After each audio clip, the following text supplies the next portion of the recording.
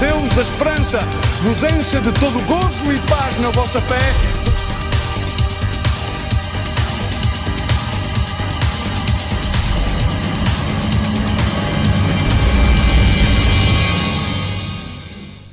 No último fim de semana falámos sobre grande e pequeno. Amém?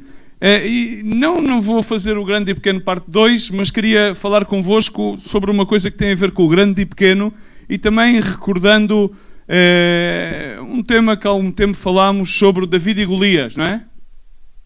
Estamos aqui? David e Golias é grande e pequeno, não é? O Golias era um tipo um bocadinho grande e o David era uma pessoa um bocado mais pequena do que Golias, não é? Então podia-se dizer que era grande e pequeno. E o título da mensagem é Ataque e Vantagem. Queria que tu abrisse a tua Bíblia em 1 de Samuel 17:45. E recordam-se quando falámos acerca da série Paus e Pedras, a última mensagem foi acerca de a quê? Abordagem, não? Não se recordam? A palavra de Deus diz que a fé vem pelo ouvir e ouvir a palavra de Deus.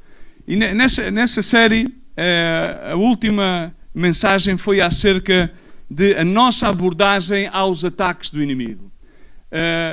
Golias, quando viu a David, diz que viu que era um moço ruivo, de baixa estatura, e provocou, por assim dizer, desprezou. Disse, o que é que este rapazito tão pequeno, ruivo, o que é que este rapaz me pode fazer?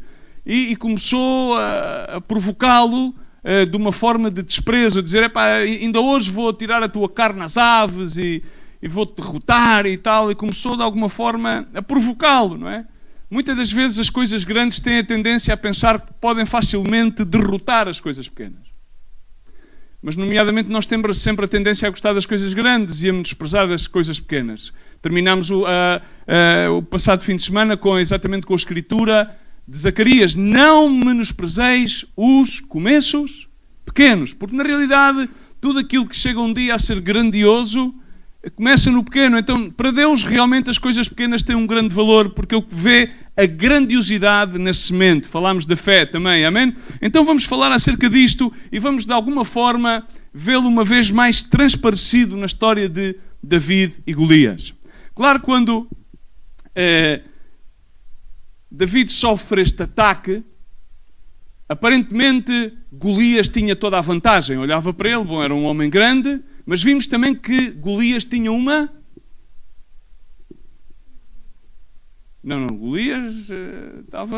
Golias tinha uma desvantagem.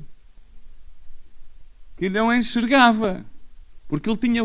O que é que Golias utilizou para se aproximar? Tinha um escudeiro.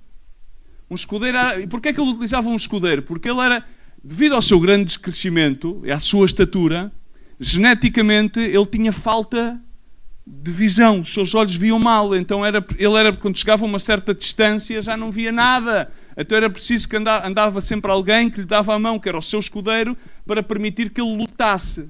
Então ele tinha uma falta de visão. Em brasileiro dizem, não enxergava, cara. Ele não enxergava, não. Ele via bem ao longe, mas ao perto precisava daqueles óculos de fundo de garrafão, então não enxergava nada. Então ele tinha uma desvantagem. Ele tinha a vantagem que era grande. E então intimidava. E ao intimidar ele dizia, bom, Israel, tragam lá um homem que combata contra mim. Então estava toda a gente no vale. Com aquele é preciso ter cuidado. Bom, a gente estamos aqui, já combatemos uma data de batalhas, lutámos e tal, mas aqui é preciso ter cuidado, porque o tipo é grande, a gente não vai lá, isto é melhor estarmos seguro. Fazemos aqui, montaram lá as tendas, alguns montaram barracas, se calhar houve lá umas barracas montadas, enfim, a gente não sabe, porque não contam os pormenores todos do dia a dia, mas, enfim, quando lá chegou o David, nomeadamente o Eliabe, começou a montar a barraca, porque começou a dizer, tu vens para aqui, provocar aqui uma situação, tu és um tipo presunçoso, assim, vamos ver esses pequenos detalhes para nós enquadrarmos a história. Enfim, naquela situação havia uma desvantagem e uma vantagem. David aparentemente tinha todas as desvantagens. Era enfesado, não é? Ou seja, não tinha uma grande estatura, tinha alguma destreza, agora tinha uma vantagem que quase ninguém levava em conta, é que ele era um bom lançador.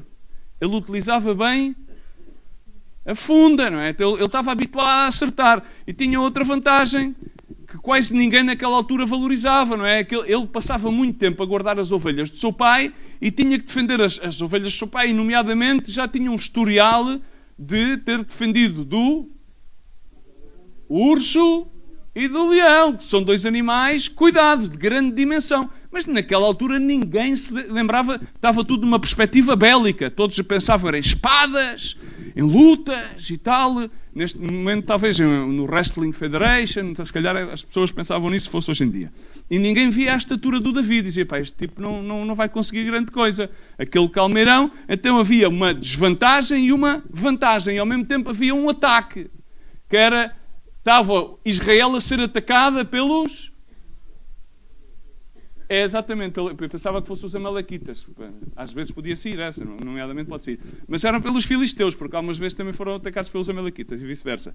No entanto, aquelas pessoas tinham medo, porque vamos também ver isso. Então o que é que acontece? Vamos ler a partir do verso 45, 1 Samuel 17. David responde à provocação de Golias, que aparentemente tinha toda a vantagem. Diz comigo, vantagem. Golias tinha a vantagem. E aparentemente David tinha toda a desvantagem. Quantas vezes na vida é que tu encaras as coisas que parece que estás em total desvantagem? É ou não é? Há dias que uma pessoa levanta-se e parece que vem a vida parece um Golias. Vem um ataque contínuo da vida. Vamos, de alguma forma, utilizar a metáfora de Golias como a vida. A vida, muitas vezes, parece um Golias que continuamente parece que nos toma a vantagem. E nós encaramos a vida, muitas das vezes, de uma forma de modelo sobrevivência. Parece que somos os bravos do pelotão quando nos congregamos na igreja. E aqui... e começamos a tirar flechas ao diabo e para aqui e para acolá, e depois quando saímos pela porta fora agarramos aqui num switch, num interruptor e dizemos modus sobrevivência, e já se nos acabou o gás todo, como da Coca-Cola. Aqui parecemos a Coca-Cola quando se abre, e quando saímos lá para fora, acabou-se o gás. Então vamos encarar este Golias como a vida. A vida vem para David. David somos os filhos de Deus, os cristãos, que aparentemente estamos em total desvantagem com este sistema do mundo. O mundo como sistema, não como as almas para as quais Deus deu o seu Filho de tal maneira que Ele amou de tal maneira ao mundo. Não como sistema, mas ao mundo não como um espaço geográfico, mas ao mundo sim como as almas que necessitam de salvação. Como as almas que necessitam da sua compaixão, como as almas que necessitam do seu amor. Então vem a vida, vem Golias a provocar David.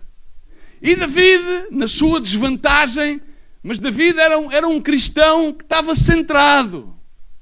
David era um cristão que tinha consciência. A grande parte de nós não temos consciência daquilo que Deus depositou nas nossas vidas. Por isso é que passamos a vida a encarar os Golias, ou a encarar esta vida num modelo de sobrevivência.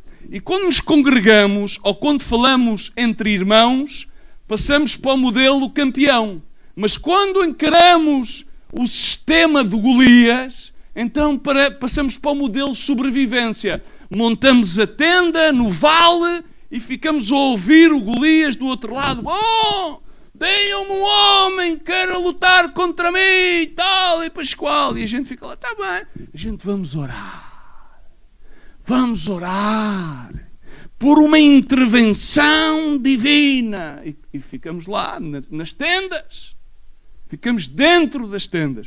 Então reparemos no verso 45. David, porém, responde-lhe: bom, tu vens a mim com espada, com lança e com escudo, mas eu venho a ti no nome do Senhor dos Exércitos, Deus dos Exércitos de Israel, a quem tu tens afrontado. Hoje mesmo o Senhor entregará na minha mão, ferir-te-ei e tirar-te-ei a cabeça. Isto é bélico, totalmente bélico. Não sei como é que vocês contam isto na escola dominical aos miúdos. Enfim, mas é complicado, hein? Ferir-te-ei, tirar-te-ei a cabeça lá os miúdos na escola dominical. Chegam a casa, pois aquilo é complicado. E às árvores do céu e da terra, para que toda a terra saiba que há Deus em Israel, e para que toda a Assembleia saiba que o Senhor salva, mas não com espada nem com lança, pois o do Senhor é a batalha, e Ele vos entregará nas nossas mãos. Quando o filisteu se levantou e veio chegando para se afrontar com o filisteu, este se apressou, correu ao combate e encontrasse com o filisteu. Vamos ficar por aqui, amém? Ok? Vamos ficar por aqui.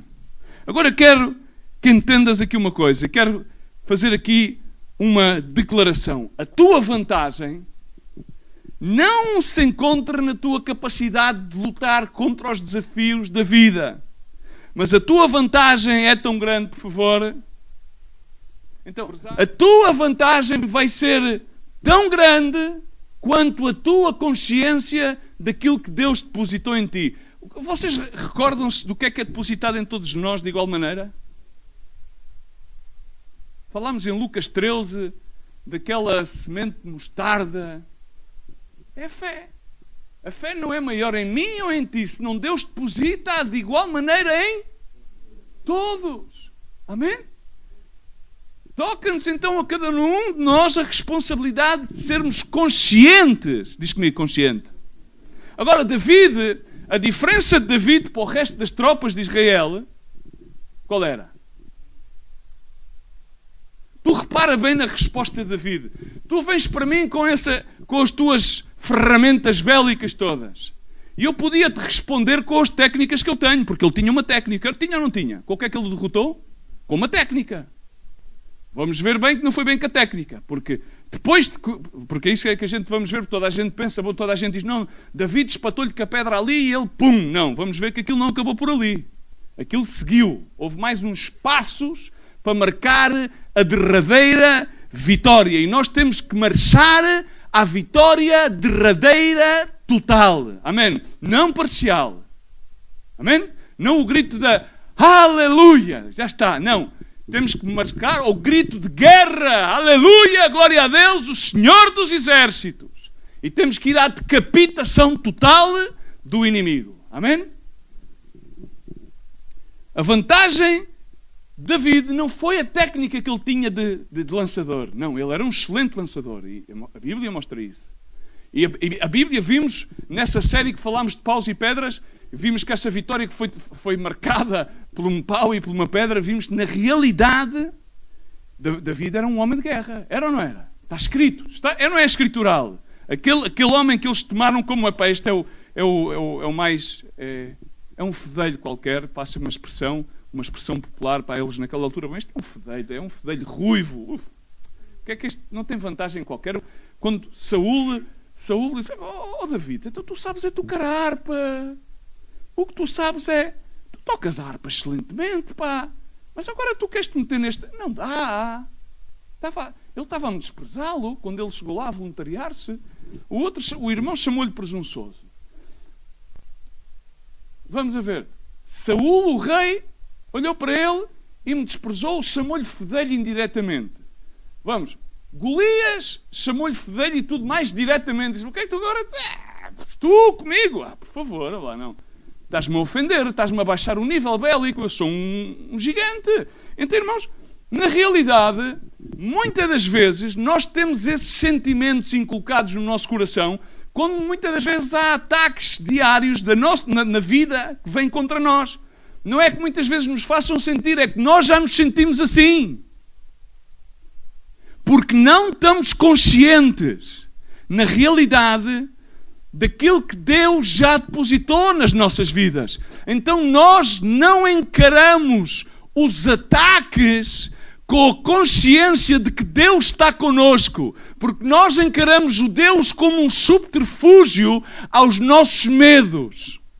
Reparem que o povo de Israel, que era o povo escolhido de Deus, que era o exército mais temeroso da terra naquele então, que tinha livrado não sei quantas batalhas, estavam naquele vale ali, estavam com medo. Isso simboliza o povo cristão a enfrentar o ataque da vida de Golias nas mais diversas e variadas formas, no âmbito familiar, no âmbito económico, no âmbito laboral, no âmbito da tentação, no âmbito da batalha espiritual, no âmbito daquilo que vai na nossa mente, e encararmos com medo, porque não estamos conscientes realmente daquilo que Deus depositou. Então a nossa vantagem realmente numa luta espiritual é de estarmos conscientes daquilo que Deus depositou, que não é nosso, mas nós somos, tal como Paulo diz, eu sei em quem tenho crido.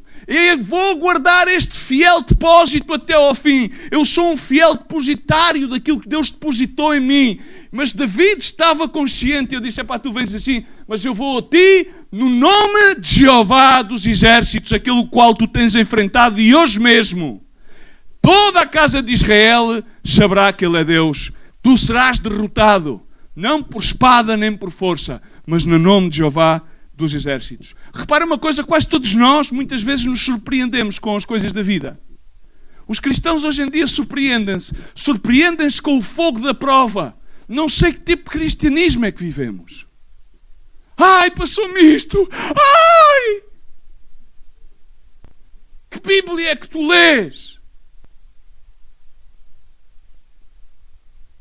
Diz que é por meio de muitas provações, tentações, tribulações que entraremos no reino dos céus. Então não vos surpreendais, diz a palavra de Deus, não vos surpreendais pelo fogo da prova. Então, David encontrou-se surpreendido? Vamos agora outra vez a esta história. Não. David estava consciente e não se surpreendeu. Não foi apanhado de surpresa. Não foi apanhado de surpresa sequer pelo tamanho da prova, porque aquilo era de um tamanhão. E ele era pequenino, olhar para aquilo. Ele era um tamanhão grande. E há provas grandes. E cada um de nós... nós temos uma capacidade tremenda para comparar as provas de uns com os outros. É impossível comparar. Porque aquilo que para mim é uma prova pequena, e eu estou a interpretá-la como grande, para ti pode ser gigante. E aquilo para ti que é uma prova grande, para mim pode ser muito pequena. Amém? Uma das coisas que nós temos vindo a falar é que não é necessário, muitas das vezes, estarmos num patamar de comparação, porque a palavra de Deus diz que aqueles que estão em comparação têm a falta de entendimento. Então, irmãos, quando nós entramos nisto, vemos, temos que entender uma coisa. Nós não precisamos ter ou de estar em vantagem. Nós precisamos de ter consciência da vantagem que temos da parte de Deus. Amém? Precisamos ter... E uma vez que temos essa consciência, então vamos ter toda a vantagem que necessitamos. Amém? Vamos ter toda a vantagem que necessitamos. Porque eu disse, tu vens a mim com espada, eu vou a ti no nome de Jeová dos exércitos. Tu vens a mim com este tipo de situação que eu estou agora a passar, com este tipo de provação, com este tipo de doença, com este tipo com este tipo de situação familiar, com este tipo de tribulação, agora com este tipo de falta de emprego. Há muita gente no mundo com falta de emprego. No outro dia, ouvia falar acerca de um irmão que tinha perdido o emprego. E ele dava graças a Deus porque tinha perdido o emprego. Eu dizia, mas porquê? Olha, porque antes estava tão fixado num emprego, tanto tempo fixado num emprego, que nunca tinha tempo para estar com os meus filhos. Agora que já não tenho emprego, tenho tempo para estar com os meus filhos. Há muitos que são tão vidrados com o ministério e com o trabalho com o ministério que nunca têm tanto ministério que perdem os filhos. Não têm ministério com os filhos. Pois se calhar têm que começar a velar mais pelos filhos. Se calhar têm que começar mais a ministrar em casa. Porque não há ministério sem casa. Porque a igreja começa em casa, é bíblico. Irmãos, as coisas são assim. Há muitos que querem ensinar muito, mas depois na realidade não conseguem viver nada. É complicado. Então, irmãos, esta complicação torna-se em que muitas vezes desequilibramos a balança das vantagens e das desvantagens e não somos conscientes daquilo que Deus deposita nas nossas vidas. Mas temos que começar a ser conscientes. Porque na medida em que somos conscientes da vantagem que Deus deposita nas nossas vidas, então vamos começar a encarar os ataques da vida com a vantagem de Deus. e não com a nossa capacidade. Na medida em que nós queremos afrontar os ataques da vida na nossa capacidade, provavelmente vamos ter que encarar muitas frustrações e muitas derrotas. E vamos ter que sucumbir, muitas das vezes, de joelhos. E Deus, na sua infinita e eterna graça e misericórdia, continua com os seus laços de amor a amparar-nos, porque é um Deus bom. Mas reparem bem, Jesus Cristo disse isto aos seus discípulos em João 16:33. Vamos andar um bocadinho mais rápido. Tenho-vos dito estas coisas para que em mim tenhais paz. Ele estava a falar que iria deixá-los, naquele momento, que iria para o Pai, que iria deixar-lhes o Consolador. E eles estavam um pouco como pai, vou ficar aqui numa situação, vais-nos desamparar, vamos ficar aqui, mas como é que isto vai ser agora? Tenho-vos dito estas coisas, porque no mundo tereis tribulações, mas tende bom ânimo, porque eu venci o mundo. Ele estava a falar profeticamente, porque ele ainda não tinha ido à cruz, mas ele já estava a considerar o mundo vencido, o Golias vencido. Amém? Estamos, irmãos?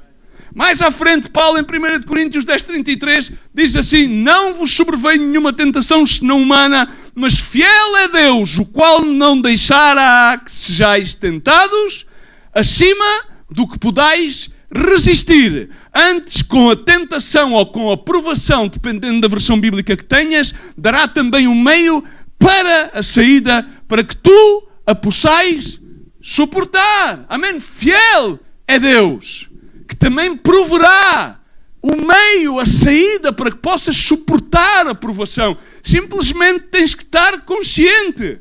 Eu pergunto-te hoje, o que é que está a vir contra ti na tua vida? O que é que está? Pensa. Agora também quero dizer-te algo. Toca na pessoa que está ao teu lado. Toca-lhe, diz-lhe, tu tens a vantagem. Tu tens a vantagem. Vejamos uma coisa. A oposição não impede a presença de Deus, senão que muitas vezes os ataques e a oposição permitem a manifestação da presença de Deus. São os mesmos ataques e as mesmas oposições de que muitas vezes permitem a manifestação da presença de Deus. Muitas vezes, irmãos, muitas vezes temos a nossa fé debilitada. Amém? Muitas das vezes. Mas tens que agir, tens que actuar como se tivesses fé. Não podes atuar com medo, porque o medo faz o quê? 1 Pedro? O medo faz o quê? Não. O medo o que é que faz? Quando nós temos medo, não se aperfeiçoa o amor, não há amor, o amor do Pai não se pode aperfeiçoar.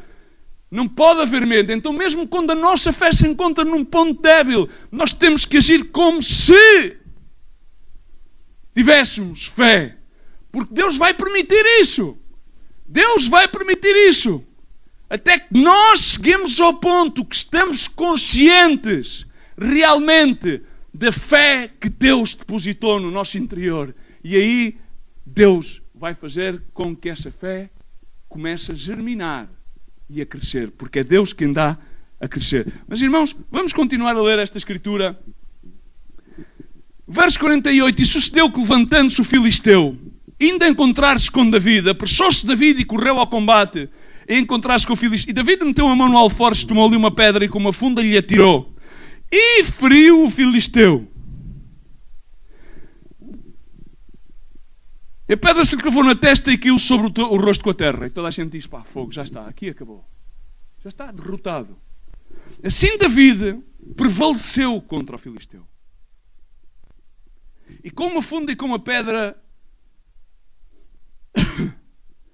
feriu o Filisteu e matou-o sem que David tivesse uma espada na mão. Pelo que correu David, marca bem este versículo 51. Pelo que correu David e pôs-se em pé sobre o Filisteu.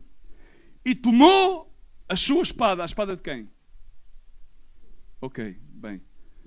E tirou-lhe da bainha e o matou. Estava morto e voltou a matá-lo? Ok. De acordo aos preceitos antigos, as conquistas dos povos era necessário para concluir uma vitória que houvesse uma decapitação. Ok? Decapitação, tinha que haver uma decapitação para marcar, realmente para vincular, para assinar, como se fosse um selo velado e um ocre, para dizer, ok, aqui está, consumada a vitória. Não era só necessário que caiu no campo de batalha, já está, não.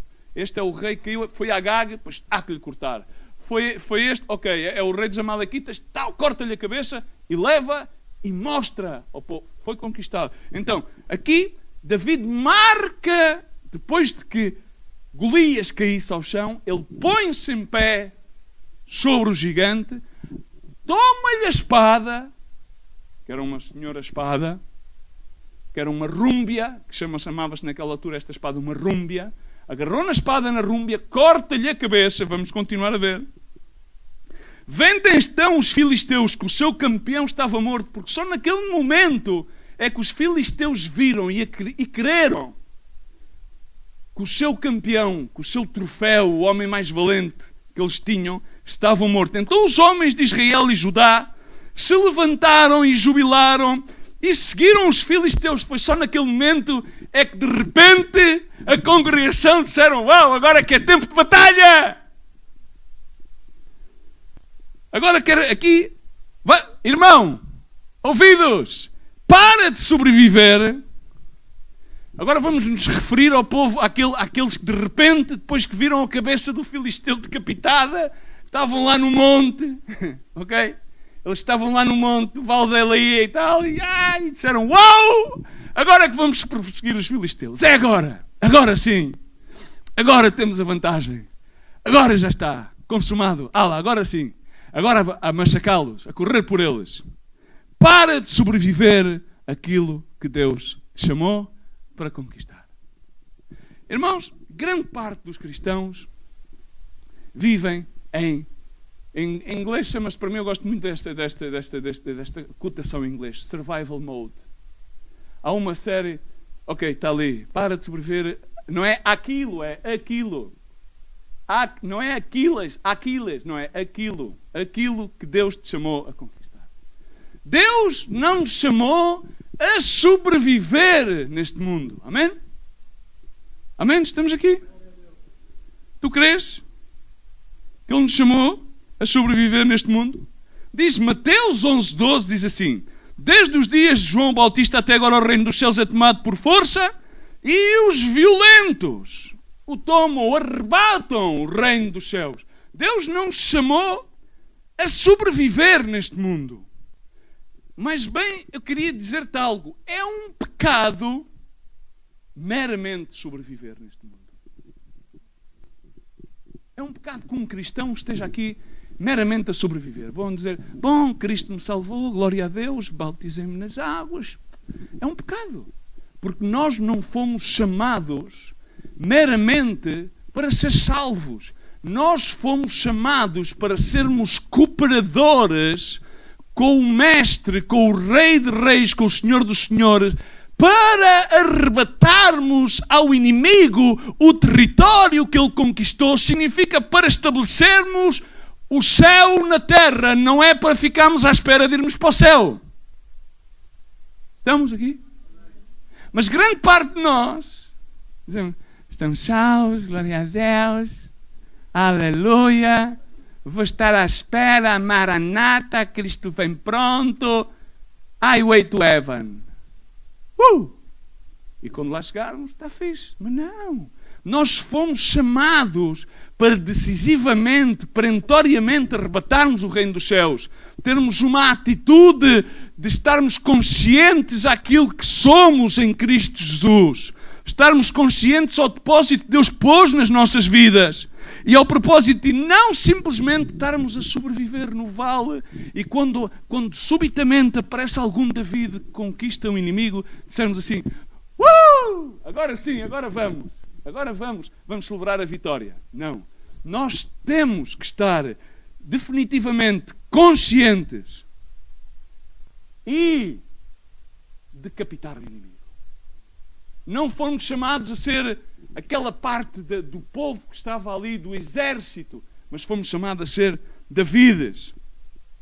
Fomos chamados a pôr-nos em pé sobre o ataque, sobre o Golias, sobre as circunstâncias, a agarrar na espada, a cortar-lhe as cabeças e a mostrar-lhe: aqui está a vitória. Aqui celebramos vitória no nome de Jesus. Não podemos contentar-nos somente com a salvação.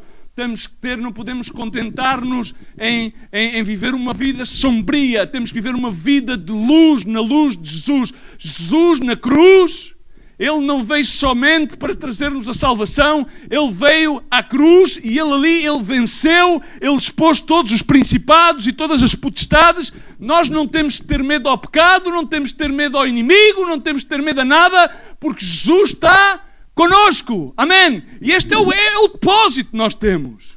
Nós, quando aceitamos a Jesus Cristo, significa que Jesus Cristo entra nas nossas vidas e a partir daqui Ele está a caminhar connosco. E se nós a cada dia aumentamos a consciência disso, se nós cada vez estamos mais conscientes e ao mesmo tempo estamos conscientes das nossas debilidades, tal como Paulo dizia: enquanto estou débil, então Deus se aperfeiçoa nas minhas debilidades. Significa, Deus vai se fortalecendo nas minhas debilidades, porque eu estou consciente da fortaleza de Deus, como eu ao mesmo tempo estou consciente das minhas debilidades, das minhas fragilidades.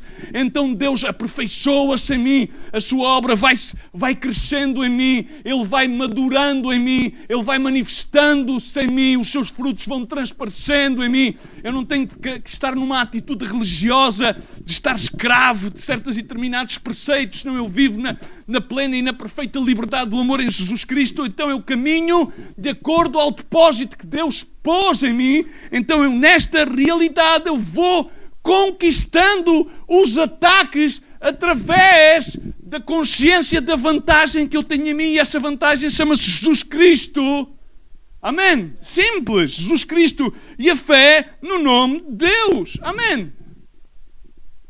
É simples. Evangelho puro e básico.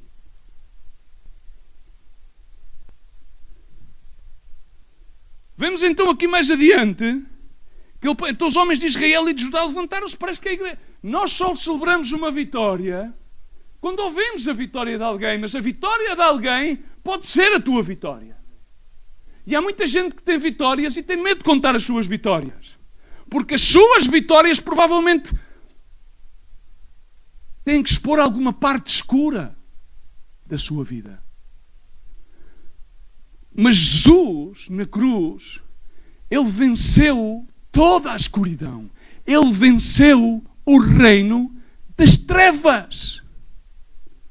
E se Ele venceu o reino das trevas, nós, como filhos de Deus, filhos da luz, chamados para estarmos na luz de Jesus, não precisamos temer à escuridão, porque a cada dia estamos a ser transformados de graça em graça, por assim dizer. A cada dia estamos sendo transformados na sua luz, a ser aperfeiçoados na sua graça, a ser aperfeiçoados na santidade em Cristo Jesus. E isso não é um fruto de um esforço nosso, mas é um fruto daquilo que Jesus já consumou na cruz. Nós só temos que estar conscientes disso e caminhar em direção a essa promessa, numa atitude de ter essa vantagem, de ter essa consciência. E essa é a vantagem que temos sobre o inimigo. Porque o inimigo vai dizer: se tu és assim, se tu és assado, se tu és um mau carácter, és um mau pensado, se tu és um pecador, se ainda ontem fizeste, se ainda ontem disseste. Esta é a mensagem que temos continuamente. Mas temos a vitória sobre isso. Temos de ter consciência daquele que nos deu a vitória. Então os homens de Israel e Judá levantaram-se e jubilaram e seguiram os filisteus até chegar ao vale e até às portas de Ecrom, e caíram os feridos dos filisteus pelo caminho a Serim, até Gate e até Ecrom. Então voltaram os filhos de Israel e perseguiram os filisteus e despojaram os seus arraiais. E David tomou a cabeça do filisteu, toma nota, e a trouxe a Jerusalém. Porém, pôs as armas dele na sua tenda. Vamos aqui recordar-nos de uma coisa. David não tinha tenda lá no vale, porque David veio a trazer paparoca ao seu irmão. Ok? Então ele não tinha... Então, onde é que ele pôs as armas? Na tenda de quem? do filisteu. Ele voltou a colocar as armas dentro da tela do filisteu. Agora, vamos ver uma coisa. Vendo, porém, Saúl a sair da vida, a encontrar-se com o filisteu, disse a Abner, ao chefe do exército, que é o filho deste mancebo, Abner. Irmãos, aqui há um tema, vamos tocar, porque isto requeria mais tempo e não tenho mais tempo. Toda a gente, David, tremenda vitória, passou do fedelho do anonimato ao campeão de Israel. Reparem um momento, ou seja, foi quase assim, tal. Ele passa do anonimato, passa do rapazito da harpa e de guardar ovelhas para ser o campeão de Israel. Foi o campeão. E Saúl não o reconheceu, pá. É chato, não é? Claro que é. Quem é que diz que não? Claro que é. Claro que é. Sejamos sinceros. Quando tu fazes qualquer coisa, estás à espera que digam, pá, fizeste bem, pá, afinal és o maior, meu. Afinal tu, porque aquele que merece honra aqui, honrá-lo. Mas é que Saúl, o homem, não enxergava. Ele estava bloqueado pelo medo, não enxergava. Então reparem bem uma coisa. As vantagens nem sempre produzem reconhecimento. Aquilo que as vantagens sempre produzem é o alcançar das promessas de Deus. Escreve. Memoriza. Porque tu vais pensar, minhas vantagens, você vai-me produzir. Não, muitas das vezes não te... Muitas das vezes as vantagens muitas das vezes vão-te levantar mais ataques. Mais ataques. Mas uma das coisas que as vantagens vão-te sempre produzir, a consciência da vantagem de Deus estar contigo, a consciência da vantagem de que a fé está a operar em ti, a consciência da vantagem do que os dons que Deus deposita na tua vida estão em funcionamento e estás a produzir os frutos, é que as promessas de Deus vão sendo tornadas realidade na tua vida. E muitas das vezes não vais alcançar o reconhecimento tal como aconteceu aqui. Disse então o rei, pergunta, pois, de quem é o filho deste mancebo? Quem é que é este? Quem é que é o pai deste mancebo? Quem é que é o pai deste fedelho, afinal, que conquistou este homem? Quem é que foi? Voltando, pois, David feriu o filisteu, a Abner o tomou consigo e trouxe-o à presença de Saúl, trazendo ele na mão a cabeça do filisteu. Aqui tens o troféu. Aqui está a vitória. E voltou no verso 58 e disse-lhe Saúl, de quem é filho este mancebo? E disse David, filho do teu servo Jessé, o belamita. Recordemos que anteriormente já tinha sido identificado David ao rei Saúl na conversa que teve antes de ir travar a batalha. Amém? A memória do povo é curta e a do rei também. Assim que, irmãos, não estejamos sempre à espera do reconhecimento, mesmo quando a vantagem está a operar e opera a nosso favor. Aqui há algo mais que aqui está. Aquilo que muitas das vezes tem o propósito de destruir-nos, e aqui gostava que o meu caro amigo Aldex, lá em cima, ali da mesa, pusesse esta frase: aquilo que tinha o propósito de destruir-te é aquilo que Deus usa para livrar-te. Amém? Grande parte de nós éramos pessoas que tínhamos o potencial para estarmos totalmente destruídos, e aquilo que uma vez teve o potencial para destruir-nos, Deus usou isso mesmo hoje para livrar-nos e para livrar a muitos. Amém? E muitos de nós somos esse testemunho vivo. Irmãos, mas neste caso, vejamos, vamos passar uns anitos mais à frente e vamos a 1 de Samuel, capítulo 21, verso 8 e 9.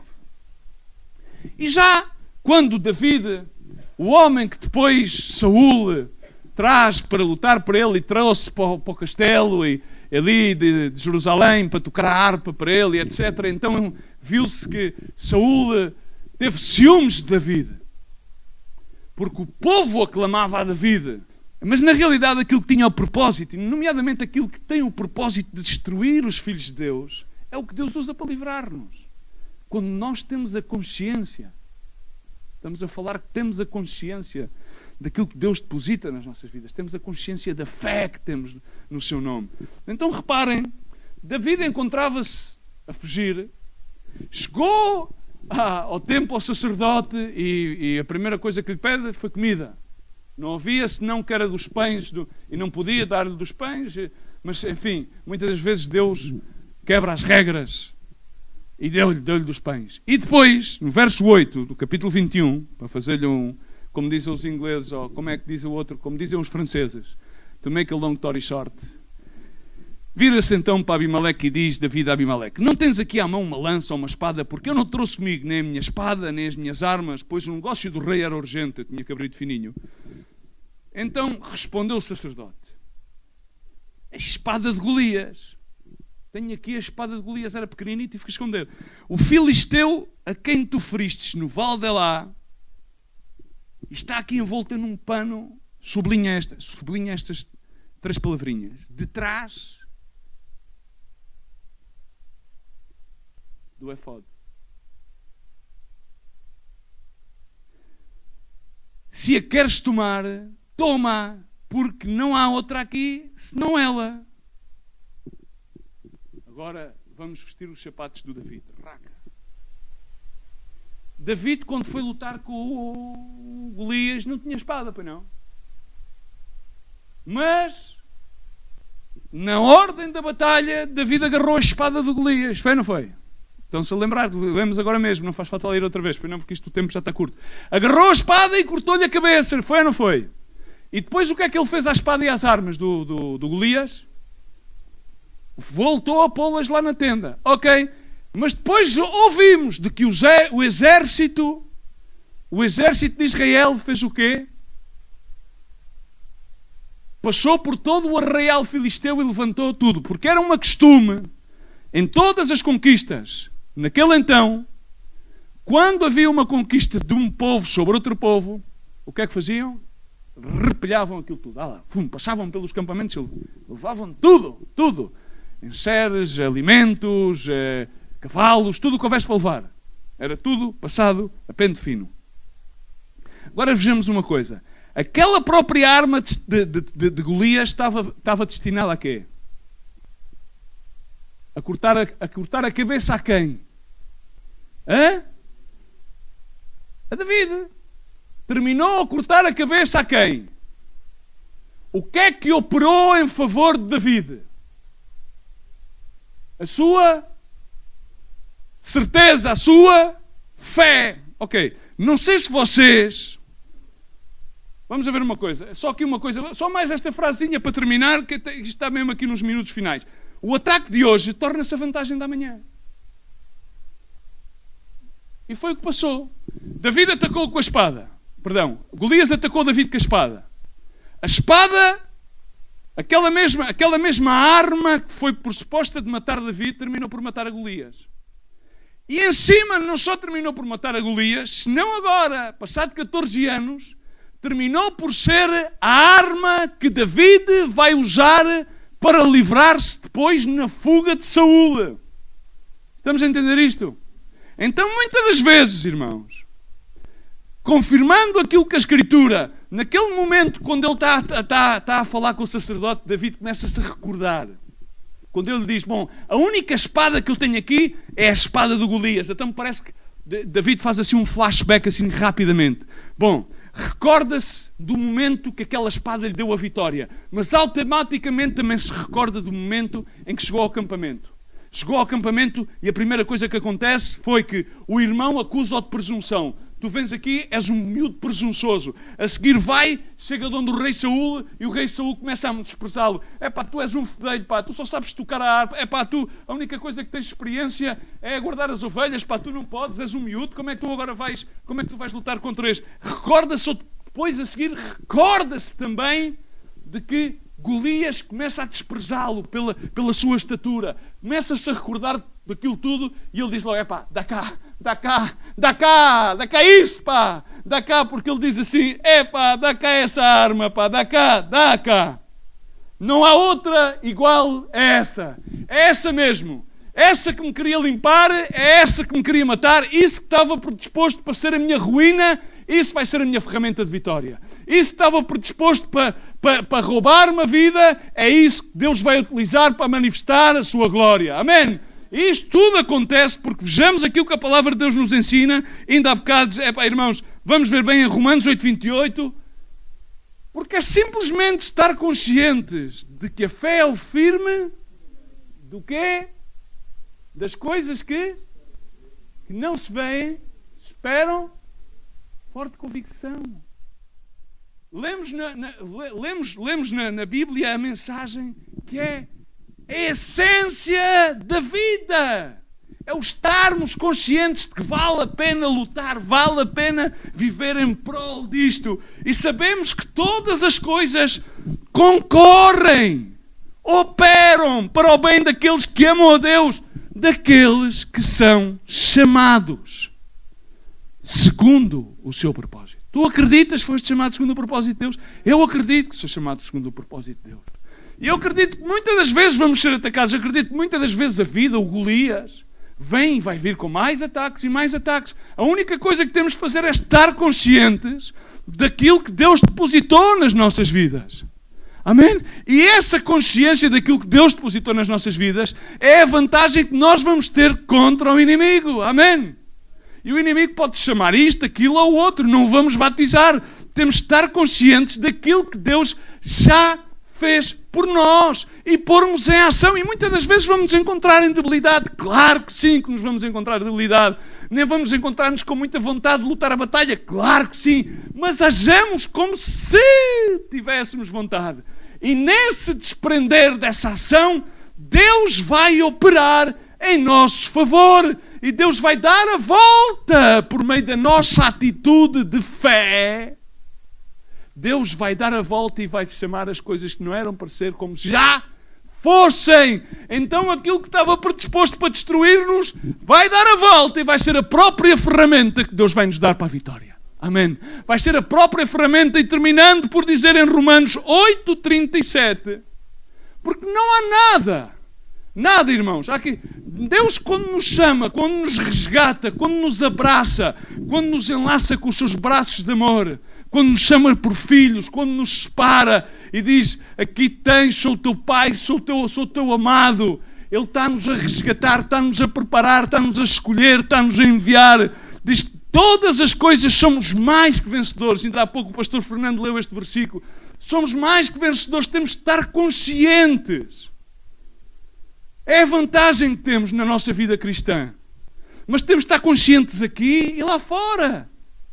Não faz falta sermos escravos de atividades religiosas, mas temos que ser suficientemente livres para que estas escrituras estejam gravadas no nosso interior, de tal forma que possamos caminhar de encontro a estes ataques com a única vantagem que temos, que é esse precioso grão de mostarda, que é esse precioso grão de fermento, que Jesus, esse grão de trigo, caiu à terra e morreu e deu precioso fruto. Somos nós que somos injertados nessa árvore grandiosa de mostarda.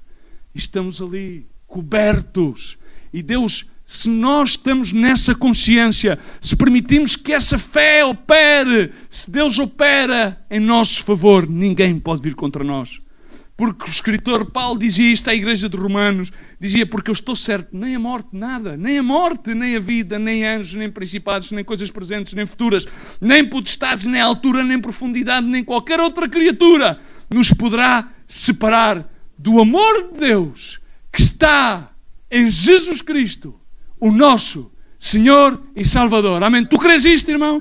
Põe-te de pé aí onde estás, porque se tu crês, podemos celebrar sempre a vantagem que temos, que não é nossa, mas que Jesus Cristo se compadeceu em depositar em nós esta manada tão pequena, débil e frágil, mas que pelo amor do Pai, Ele compadeceu-se de nós, para que estejamos conscientes da tão maravilhosa, não só salvação, mas vitória que temos em Cristo Jesus. Temos em Jesus Cristo e este crucificado uma tamanha vantagem sobre todo e qualquer ataque.